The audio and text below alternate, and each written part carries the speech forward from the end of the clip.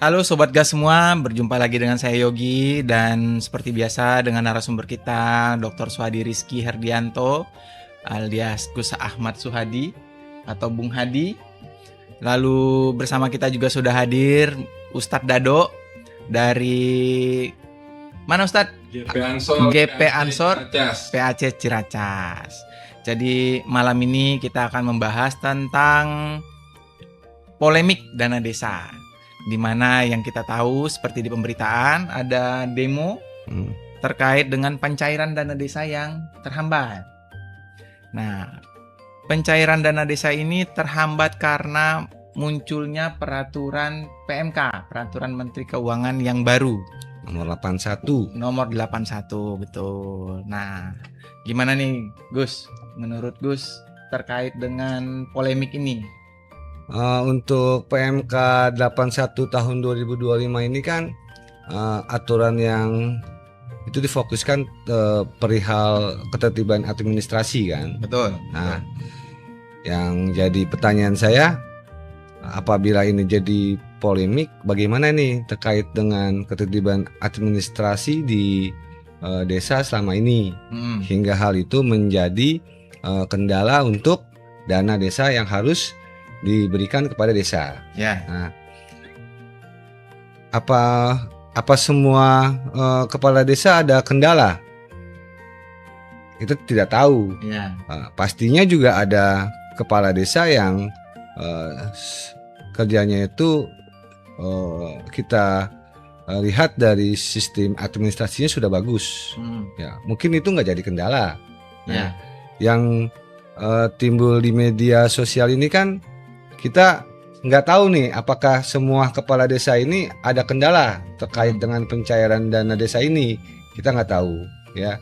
Jadi memang PMK 81 tahun 2025 ini memang dibuat kenapa harus tertib administrasi, karena dengan tertibnya administrasi sudah pasti nanti akan timbul transparansi terkait dengan dana desa yang digunakan oleh tiap-tiap desa. Seperti itu. Udah Yogi ya. Kalau terkait dengan penggunaan dana desa ya, karena kan ini seperti yang kita tahu dana desa itu digunakan untuk memajukan desa. Ya. Nah, salah satunya adalah berupa program-program prioritas pemerintah. Ya. Nah, ini kalau dari Ansor sendiri bagaimana Ustadz Dado terkait dengan penggunaan dana desa ini? Ya, dari Ansor sendiri kita kan namanya gerakan pemuda ya. Ya. Jadi kita lebih mendorong para pemuda desa ini untuk lebih berperan aktif dalam dana desa itu. Contohnya lebih dari pengawasan, terus kita mengadakan pelatihan-pelatihan untuk membuat pelaporan. Karena salah satu masalah dana desa ini nih, kurangnya SDM-nya yang belum siap nih di desa-desa. Karena laporan banyak yang belum rapi. Oke, berarti kurangnya kemampuan SDM dalam melengkapi administrasi. Betul, salah satunya adalah pelaporan. Betul. Dan itu menyebabkan adanya undang-undang nomor 81 tersebut, sehingga ada keterlambatan tidak dicairkan dana pencairannya ya. Betul. Seperti itu. Oke. Nah, terkait dengan pencairan dana desa ini lagi ya, kan. Kalau kita tahu harusnya penggunaan dana desa ini mulai dari perencanaan, pelaksanaan, dan pengawasan serta pelaporan harusnya sudah ada pengawasannya, sudah ada pendampingannya, begitu ya Ustadz ya? Betul. Nah, apakah pengawasan ini masih kurang atau pendampingannya masih kurang atau seperti apa, Gus? Perihal dana desa ini kan akibat adanya gebrakan undang-undang juga ya, yaitu Undang-Undang Nomor 6 Tahun 2014. Jadi desa ini bukan hanya menjadi objek pembangunan, tetapi menjadi subjek untuk menjalankan roda pemerintahan desa dan pembangunan desa. Nah, artinya dari setiap desa, pemimpin desa itu diberikan otorisasi mengkonsep ya kan, bagaimana roda perekonomian dan pembangunan di desa masing-masing dapat berjalan dengan baik dan sesuai dengan target dan kebutuhan, dan juga harus konkret kan seperti itu. Nah, penggunaan dana ini kan pasti ada namanya apa, Ustadz, musyawarah desa ya. Musyawarah desa. Nah, musyawarah desa ini kan berdasarkan laporan-laporan yang dikumpulkan dari elemen desa ya dari LSM mungkin ya, terus dari organisasi masyarakat, lalu dari RT, dari RW, itu kumpul musyawarah, mengajukan dari setiap RT ini atau atau RW ya, misalkan ada perjalanan, ada jalan yang rusak gitu, atau ada drainase yang rusak gitu, atau ada jembatan yang rusak, itu kan diajukan nih, ya kan. Nah, diajukannya ke mana? Ke kecamatan. Ada meeting tuh, ada rapat ya antara RT, RW, lurah sama kecamatan dan elemen terkait dengan kebutuhan pembangunan desa ini. Nah, berarti kan sudah berdasarkan kebutuhan ya, itu udah berdasarkan maksudnya begini ya, ini yang dibutuhkan masyarakat itu sudah langsung aspirasinya sampai nih ke tingkat kecamatan. Nah,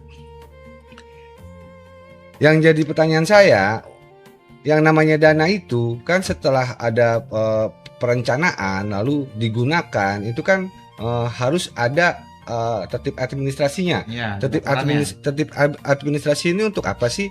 Untuk memastikan dana ini sesuai dengan program yang diajukan, ya kan? Sesuai dengan budget yang diajukan, ya. Ada pelaporannya atau reportnya, ada detailnya, ada breakdownnya semuanya kan? Nah, itu harus diaudit kan?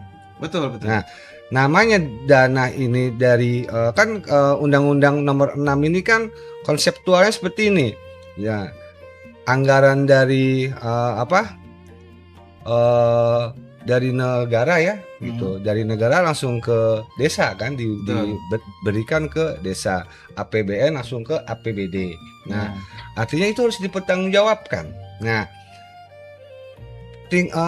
saya nggak tahu nih yang dimaksud audit yang dijalankan seperti apa sih gitu. Kalau menurut saya yang idealnya, nah misalkan dana desa ini ada perbaikan drainase di RT X gitu kan. Nah, ini kan ada reportnya dari RT, ya kan, RW, ya kan, ke kelurahan, kecamatan. Nah, kecamatan dari desa ke kecamatan. Ya. Atau dari desa atau kelurahan ke kecamatan. Nah, dari kecamatan kan ke wali kota atau ke bupati. Ini kita bicara bupati ya, karena ini adalah dana desa. Nah, yang jadi pertanyaan saya, apakah cukup sampai diaudit dari sampai tingkat ya dari inspektorat dari kabupaten. Nah, untuk memastikan ini kan dana dari pusat, dari APBN. Ya, kalau menurut saya idealnya dari kabupaten pun juga diaudit oleh Pemprov atau gubernur. Tingkat gubernur ke kementerian. Nah, kementerian report ke presiden. Itu kan kalau yang saya simpulkan kenapa timbulnya PMK 81 ini seperti itu. Harusnya implementasinya seperti itu. Karena kan pasti kan dana desa ini kan juga dari rakyat. Iya, dari pajak. Dari pajak. Dari uang. Tapi kebanyakan nih ya, program-program yang dikeluarkan dana desa ini tidak sesuai dengan real kebutuhan warga desa ini, udah Yogi nih. Nah, itu PR juga nih buat pemerintah untuk pengawasannya gitu. Nah, itu kenapa bisa terjadi kayak gitu, Ustaz? Karena kan kalau yang kita tahu, program itu diajukan melalui musyawarah desa yang harusnya dihadiri oleh perangkat desa beserta elemen kemasyarakatan. Nah, kenapa ini ada program yang tidak sesuai dengan kebutuhan itu? Nah, ini kan masuk salah satu hal yang menunjukkan tidak tertib secara administrasi. Seperti itu. Tadi kan yang saya sampaikan kan, ini tingkatan auditnya seperti apa? Kan seperti itu. Karena kan Undang-Undang Nomor 6 Tahun 2014 itu kan bicara, ya kan, konseptualnya APBN ya kan diberikan ke APBD, APBD baru disalurkan, didistribusi, kan seperti itu. Nah, kalau sampai inspektorat tingkat kabupaten itu kan kita bicara APBD kan? Iya. Nah, sedangkan dana dari pusat, pusat yaitu menggunakan APBN. Nah, berarti tingkatan auditnya itu seperti apa? Masyarakat kan nggak tahu. Ya maksudnya begini, ketika dalam perencanaan saja itu sudah terjadi penyimpangan bahwa program yang diajukan tidak sesuai dengan kebutuhan masyarakat. Bisa. Padahal yang saya pahami bahwa ketika melaksanakan musyawarah desa itu sudah ada pendampingan, apakah itu dari kader desa atau RT. pokoknya dari sepengetahuan saya itu adalah dari RT. ya dari RT RW ataupun pendamping desa yang ditunjuk oleh Kementerian Desa kalau saya tidak salah. Ya. Nah, itu perannya seperti apa kalau Ustadz di musyawarah desa, Ustadz? Ya harusnya kan, tapi kita nih berbicara itu kan kalau secara struktur harusnya kebutuhan warga ya. Ya. Ya, tapi kan ini di lapangannya ini kan berbeda terbalik gitu Mas Yogi. Oh. Kadang ada isu pun kadang-kadang musyawarah itu fiktif kadang-kadang gitu. Gitu. Jadi Banyak perencanaannya hanya mungkin para melalui desa aja, para desa Ya. dengan ini, nah gitu. Bahkan banyak tuh warga-warga desa itu nggak tahu tiba-tiba udah ada pembangunan aja. Ya. Oh, Gitu, oke, Mas Yogi. oke. Berarti pengawasan. Nah, jadi Iya. kalau kita baca itu kan sebenarnya masyarakat pun harus ikut serta dalam Betul. melakukan pengawasan. Namun mungkin karena merasa tidak ada power kali ya. Iya. Jadi ketika sudah terjadi ya sudah dibiarkan saja seperti Iya. itu kali ya Ustadz ya. Namun kan juga ada pelaporan biasanya itu kan lewat baliho ya kan, ditempel tuh. Ada total anggaran yang diterima, penggunaan untuk program ini sekian, program ini sekian. Nah, dari hal itu gimana? Apakah penerapannya juga asal-asalan saja? Ya. Terus dari organisasi masyarakat tahu nggak? Ya sebagian mungkin ada wilayah lain ada yang begitu Mas Yogi, ada yang transparan. Tapi kan kalau menurut di lapangan itu kurang transparansinya lebih banyak di daerah-daerah gitu kan. Lebih, ya. Itulah makanya kita nih Ansor ini berharap nih pemerintah nih lebih intens lagi dalam pengawasan dana desa ini karena itu lebih rawan penyimpangan Mas Yogi. Ya, Bisa jadi tuh banyak-banyak proyek fiktif kan kalau kita kurang dalam pengawasan dari pemerintah itu Mas Yogi gitu. Ya karena kan sudah banyak kejadian nih Gus. Ya. Kepala desa yang ditangkap karena menyelewengkan dana ya. Sekarang kan kalau untuk kelurahan, ya kan, sama kantor desa beda kan? Iya betul. Kalau Beda. kelurahan itu setahu saya itu ada dana kelurahan ya. Ya, itu kan sudah dalam bentuk kota madya. Ya, Ya. Sedangkan kantor desa itu kan dipimpin oleh kepala desa. betul. Sedangkan kelurahan itu dipimpin sama lurah. Nah, dari statusnya aja sudah beda. Nah, kalau lurah itu kan PNS. Ya, Sedangkan kepala desa itu kan dipilih. dipilih oleh masyarakat. Iya. Itu juga kita harus analisa, kan begitu kan? Karena dalam proses dipilih ke masyarakat. Ya harusnya kan kalau memang kepala desa dipilih oleh masyarakat harusnya mengakomodir kebutuhan masyarakat, Iya. bukannya seperti kacang lupa kulitnya gitu ya. Betul. Setelah dipilih main program sendiri, Betul. lupa dengan pemilihnya. Ya. Ya. Nah, dengan demo kemarin ini kan yang dibilang Akan ada audit Oh. untuk kepala desa. jadi itu kan timbul audit. Ya. Dah, kalau memang sudah tertib administrasi dan transparan, apakah itu menjadi hal yang menjadi masalah? Harusnya tidak. Harusnya kan tidak. Kalau ada yang ketakutan berarti banyak masalah berarti ya Gus ya. Betul. Betul. Bagaimana kita memastikan sebuah program itu dijalankan dengan konkret tanpa ada sistem audit? Ya. Bagaimana caranya? Nggak ada kan? Nggak Harus ada. diaudit. Kalau nggak akan terjadi penyelewengan karena banyak juga saya lihat itu dari informasi berita-berita online gitu ya. Kalau program yang dilaksanakan itu tidak sesuai dengan rencana awal.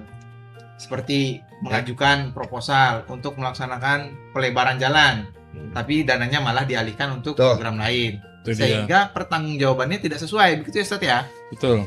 Itu juga ramai di medsos kan? Ya, betul. Karena hal-hal seperti itu kan masyarakat juga tahu. Dan mungkin banyak penemuan ini dana yang mengendap, Mas Yogi. Jadi itu seperti deposito, jadi nggak digunakan, makanya itu kan sama Menteri Keuangan itu kan pengen ditarik tuh yang Tarik Malaysia lagi, sisa ya. itu. Oh, Itu. dikhawatirkan disimpan lalu Nah, jadi dijadikan tidak objek deposito. iya buat Depositokan. depositokan gitu. Mungkin begitu ya. Kemungkinan. Bisa jadi, atau kita husnuzon aja. Ya, Programnya masih dirancang. Programnya masih Program dirancang. masih dirancang. Maka duitnya belum dipergunakan. Baru belum digunakan. Ya, jadi memang sekarang saya tanya sama Ustadz Dado ya, sebagai perwakilan dari GP Ansor PAC Ciracas Jakarta Timur ya. Bagaimana nih pendapat Ustadz Dado terkait dengan terbitnya ya kan PMK nomor 81 tahun 2025. Nah, sebagai bagian dari organisasi kepemudaan ya kan ya, di negara ini, apa pendapat Ustadz Dado? Ya, Mendukung atau bagaimana? kalau saya sih mendukung sekali Gus dengan adanya PMK 81 Undang-Undang 81 itu Gus. Karena tertib administrasi itu penting sekali Gus gitu. Jadi kita bisa memantau larinya uang desa ini kemana gitu. Makanya digalakan lagi. Nah, mungkin para bupati-bupati ini menurut saya mereka takut gitu Gus dengan ada dia ini, karena audit ininya lebih ketat lagi Ya. gitu. Yang tadinya santai-santai, dengan ada undang-undang ini lebih ketat ya. Makanya saya heran pada demo, kaget juga itu ASN demo. Bukan Nah, ASN. itu bupati para desa ya kan Gus ya? Kepala desa. Iya. Ya, karena memang PMK ini berdasarkan hasil temuan bahwa pada periode sebelumnya itu dana ini cair, lalu pelaporannya tidak sesuai. Betul. Maka keluarlah PMK ini gitu ya. Maka diharapkan dengan PMK ini akan jadi tertib administrasi. Dan kalau ada yang khawatir dengan hal itu, Ya. berarti tidak tertib Administrasi. Jadi tadi kan Ustadz Dado kan bilang terkait dengan SDM. Banyak faktor ya kalau menurut saya. Bisa juga karena terkait dengan knowledge ya, atau kompetensi dari yang diberikan tugas ya, untuk pelaporan, report ya, dan lain-lain. Nah, bisa jadi juga kan karena dia buat laporannya fiktif ya kan, di audit jadi ketemu kan begitu kan. Kita kan nggak tahu nih sebagai masyarakat ya kan. Kita tidak tahu, banyak kemungkinannya ya. Jadi memang kita harus bicara dari sisi positifnya, atau yang terjeleknya juga kita harus bahas ya. Menurut saya selagi itu undang-undang itu memihak ya untuk kepentingan masyarakat, ya kita sebagai masyarakat yang mendukung undang-undang tersebut, kita mendukung PMK tersebut kan begitu. Nah, kenapa sih Undang-Undang 14 Undang-Undang nomor 6 tahun 2014 itu ditertibkan? Karena kan pemerintah pusat harus langsung membuat program di desa-desa dulunya sebelum terbit Undang-Undang nomor 6 tahun 2014. Artinya dari pusat itu menganalisis kebutuhan desa untuk pembangunan, pergerakan ekonomi, roda ekonomi ya, terkait dengan kebutuhan dari desa. Nah, dengan adanya Undang-Undang nomor 6 tahun 2014 ini, artinya kan prosesnya langsung dari orang lingkungan, langsung dari desa tersebut. Jadi lebih objektif, lebih sesuai dengan target dan yang dibutuhkan oleh masyarakat. Kemungkinan ya itu Undang-Undang nomor 6 tahun 2014 ini diterbitkan oleh pemerintah. Seperti itu. Nah, kalau kita cek lagi, memang dengan dana desa ini kontribusinya sangat luar biasa ya. Untuk meningkatkan jumlah desa mandiri. Iya. Dari yang kurang otonomi dari ya. Berarti kita bicara ekonomi otonomi kan? Otonomi daerah. Jadi yang awalnya kurang dari 1.000 desa pada tahun 2019 menjadi 17.207 desa mandiri pada tahun 2024. Yang mana artinya dengan program ini dampaknya sangat luar biasa. Betul. Cuman mungkin dari sisi pelaporan, proses administrasinya yang kurang, begitu ya. Nah, yang jadi pertanyaan saya juga, ya, kenapa aku bisa ada demo? Kan begitu. Kalau dari tuntutannya seperti ini, Gus. Karena dengan terbitnya PMK ini menahan anggaran yang non earwork atau sebentar,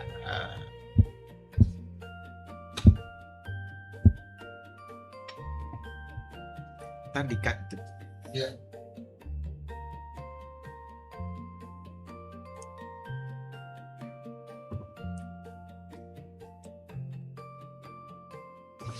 Karena terbitnya PMK 81 2002 ini memicu protes keras karena pembekuan dana-dana non earmark tahap 2.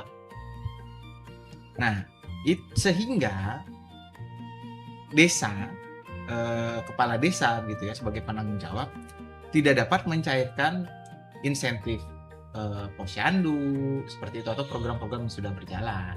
Maka muncul demo ini gitu. Ya, maksud saya begini, pemerintah ini kan punya hierarki kan? Ya. Punya hierarki untuk untuk hierarki tugas kan? Betul. Nah, apabila tadi dibilang karena tidak bisa cair, jadi itu meresahkan, mungkin karena tidak bisa membayar pegawai honorer, terus proyek jadi terhambat. Kenapa? Apakah ini langsung demo? Apa sebelumnya secara internal, ya kan? Dari desa ke kecamatan dong pastinya, dari kecamatan ke bupati. Apakah mereka secara internal ini sudah musyawarah, sudah meeting untuk mencari win-win solution atau langsung demo? Kan ini jadi pertanyaan masyarakat kan? Nah, artinya kalau sudah sampai laporan ini dibahas, masalah ini dibahas sampai tingkat kabupaten, berarti kan ditindaklanjutin kan ke gubernur. Iya. Nah, yang masyarakat nggak tahu ini kan ini prosesnya sampai mana sih? Udah sampai mana? Kok sampai timbul pemimpin loh, kepala desa, ya kan? Demo, turun ke jalan, kan seperti itu. Apakah sistem nggak jalan atau bagaimana? Itu kan yang jadi pertanyaan masyarakat. Ya. Seperti itu. Atau jangan-jangan kepala desanya demo pakai anggaran dana desa? Ya, kita nggak tahu ya. Tapi kan salah satu keluarnya PMK 81 ini kan pemerintah ingin mendorong tiap kelurahan itu ada koperasi merah putih itu kalau nggak salah. Iya, koperasi merah putih tiap desa. Tiap desa. Itu menjadi salah satu syarat pencairan betul salah ya. satu syarat pencairan. Ya itu dia koperasi merah putih. Itu. Karena itu akan dijadikan bagian dari hierarki ya untuk dana desa atau implementasinya itu akan dimasukkan koperasi merah putih, kan lebih transparan lagi kan, dan konsepnya berbeda pastinya karena kan dalam bentuk koperasi seperti itu. Nah itu salah satu menjadi keberatan yang kemarin para pendemo itu tuh Gus. Nah, saya juga bingung kenapa salah satu syarat dibangunnya koperasi merah putih kan itu. Mereka itu salah satu tuntutan itu tuh merasa terbebani dengan syarat itu Gus. Nah dengan timbulnya dengan adanya koperasi merah putih ya, ini kan konsepnya Pak Prabowo kan, presiden kita. Koperasi itu tujuannya apa sih? Udah Yogi? Untuk pemberdayaan masyarakat. Bagian maksudnya orang yang terlibat di koperasi itu siapa aja sih? Masyarakat desa. Masyarakat. Artinya arahnya itu ke transparansi. Iya, padahal itu untuk penguatan ekonomi lokal koperasi itu tuh. Iya. Jadi dengan adanya koperasi merah putih ini akan timbul pemberdayaan ekonomi kerakyatan. Ya harus kita dukung dong. Iya. Nah, program ini akan bagus konsep ini akan bagus, ya kan? Apabila pelaksananya yang menjadi pelaksana secara kompetensi sudah siap pastinya. Nah, kita juga pertanyakan itu dengan timbulnya Koperasi Merah Putih ini, bagaimana nih dengan kesiapan SDM-nya, ya kan? Apakah mereka mampu menjalankan koperasi gitu? Merah Putih ini sesuai dengan konsep yang dibuat oleh pemerintah ya. Karena apabila ada kendala lagi terkait sama SDM akan timbul masalah juga. Artinya harus disiapkan, metrik trainingnya dibuat, sosialisasinya dibuat, terus flow prosesnya juga harus disampaikan. Nah, kan seperti kalau itu. sosialisasi Gus juga menjadi salah satu tuntutan ya yang disampaikan oleh para pendemo gitu ya, kepala desa, bahwasanya PMK ini kurang sosialisasi dan sangat mendadak deadline-nya untuk diterapkan. Nah, mungkin kita tidak tahu di lapangan realnya seperti apa, apakah memang PMK-nya yang telah turun dengan deadline yang sangat singkat. Tapi logikanya ketika sebuah program dijalankan dengan administrasi yang benar, perencanaan yang benar, pengerjaan yang benar, dan pelaporan yang benar, harusnya ketika program itu selesai, administrasinya juga sudah lengkap. Sudah lengkap. Tidak perlu terburu-buru lagi. Betul. Ya mungkin kembali lagi seperti yang Ustaz Dado bilang tadi. Sumber daya manusianya mungkin belum siap Ya. untuk bisa bergerak secepat itu gitu ya Ustaz ya. Ya mungkin karena kan kalau nggak salah kalau pemilihan kepala desa itu kan lebih banyak ke tokoh ya Gus. Jadi nggak di SDM-nya nggak terlalu di ini ya Gus ya, dia toko bapaknya mungkin dulu bekas toko di situ turun menurun SDM-nya gitu. juga. Nah itu jadi Ya. itulah PR SDM-nya kepala desa itu gitu karena Oh pastinya juga SDM-nya dilihat juga. saya lihat juga Gus. Ya karena yang saya tahu kan Gus kebanyakan begitu Gus. Ya. Dia tokoh masyarakat disegeni di situ nyalonin jadi kepala Oh desa. berarti kalau kalau saya preman nih, saya mau jadi kepala desa, saya bisa gitu ya? Nggak bisa juga kan? Pasti dari kompetensinya juga harus dipertanyakan. Ya memang untuk kita juga nggak tahu ya standar untuk bisa menjadi kepala desa itu apa sih? Kita juga pengetahuan kita kurang di situ. Ya. Baik, Sobat Gas, demikian pembahasan kita hari ini. Kalau ada masukan, komen, silakan di kolom komentar ya. Jangan lupa. Sampai jumpa di kesempatan lainnya. Terima kasih. Wassalamualaikum warahmatullahi wabarakatuh. Waalaikumsalam.